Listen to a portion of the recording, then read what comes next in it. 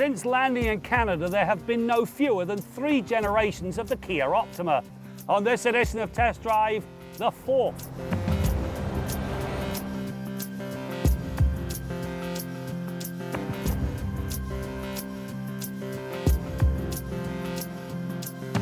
The rework to the latest Optima is complete in every respect. For starters, 50% of the body is now ultra-high strength steel, which is up from 20% for the outgoing car.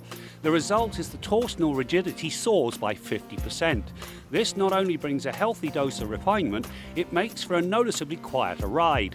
Then there are the aerodynamic improvements. Vents in the front fascia form an air curtain over the front wheels, which reduces drag and helps fuel economy.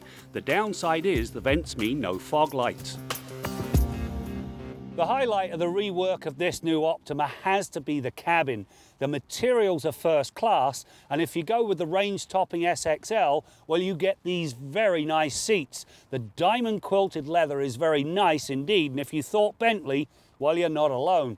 It also comes with just about every other creature comfort known to man. Heated and cooled seats, heated steering wheel, navigation system, you name it, it's all in place, up to and including a Harman Kardon sound system. As before, there's a choice of engine. The base 2.4 litre engine is at 185 horsepower, a tad light for a large car.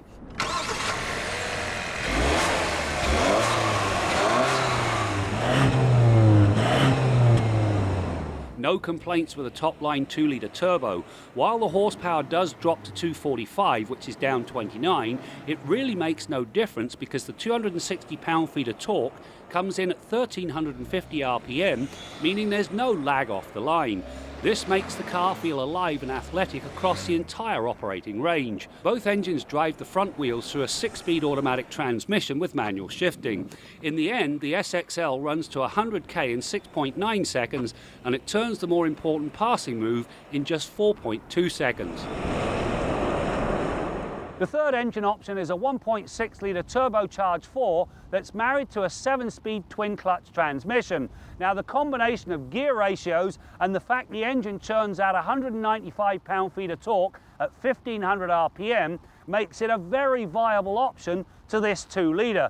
It's certainly no less fun to drive. The 10mm stretch in the Optima's wheelbase not only brings more rear seat space, it refines the ride and sharpens the response to driver input.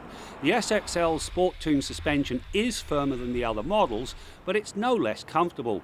Through the pylons, it bobbed and weaved with a rare precision for a mid-size sedan. This is particularly true of the SXL, as it earns a better steering system altogether. It sharpens the on-centre feel and brings a crisper response to driver input.